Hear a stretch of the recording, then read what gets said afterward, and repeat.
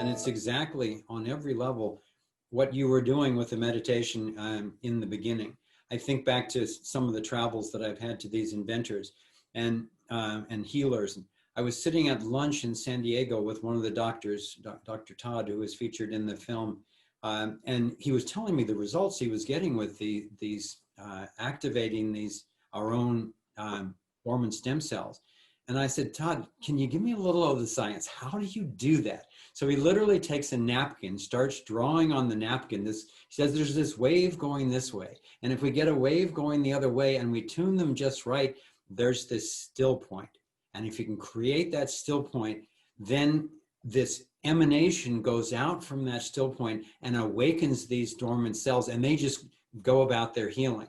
And then I'm sitting in Thailand with a team of inventors out in the rice paddies who've got a free energy device working. And I'm saying, how do you do this?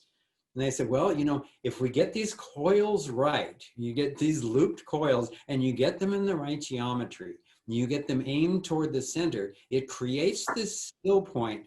And with only the coils, no plug into anything, we're generating 20,000 volts in that still point, and that's putting out 50 kilowatts of energy, something like that.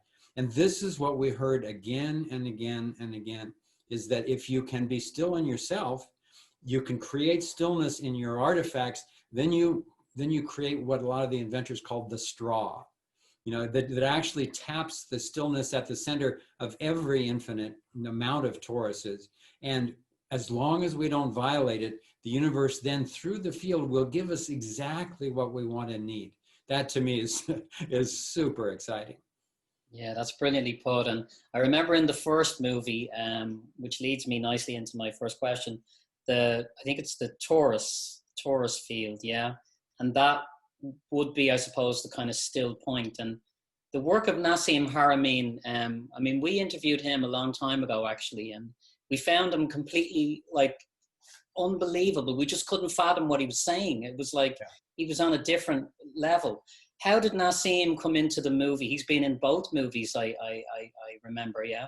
How did he come in, and what draws you to his work in particular?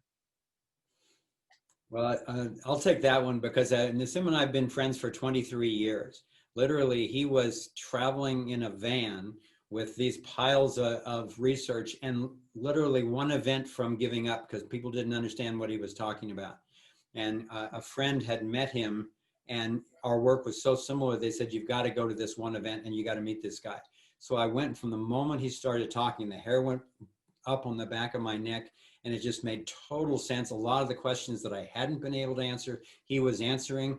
I introduced myself afterward. We started working together the next day and have been colleagues ever since. And one of the first things that I asked him was, I said, so what are you doing here this lifetime? And he said, well, I've come to complete Einstein's work and to recreate the Ark of the Covenant. And I'm like, okay, I don't hear that answer every day.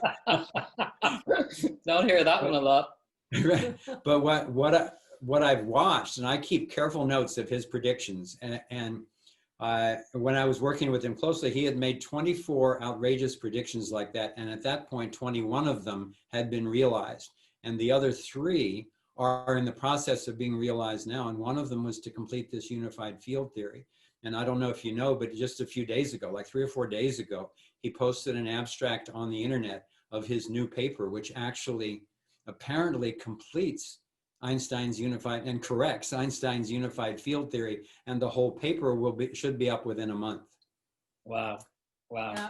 One thing I'll add about Nassim is that it's so valuable to have somebody be able to unpack the science, because one of our issues in making Thrive 2 was, there's a lot going on in the world, and I thought, how do we get people's attention to consider a whole new scientific paradigm, to see how relevant it actually is to our daily lives. And science determines a lot about what we experience as is even possible, right? If you think we're in a finite entropic universe, then things like scarcity make sense because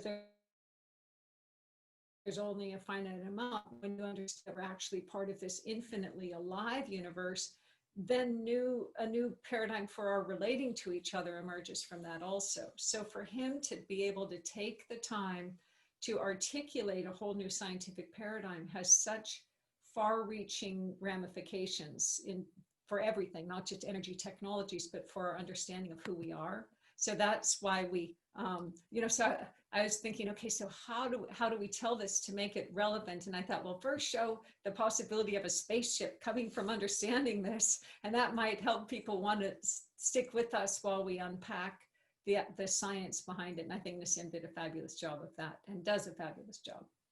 He's when you said correcting Einstein, I mean, that's just brilliant. Imagine correcting Einstein. You've obviously been to where Nassim works, and in the movie we see a lot of that in Thrive too. We see his laboratory and the people he works with. Can you, in the simplest form you possibly can, tell me what is the device he's working on? What is he actually doing down there in that lab? What's going on? Well, he's doing a number of different things, but the major thing is what he calls the resonator. And Thrive 2 was the first time that he has shown this publicly.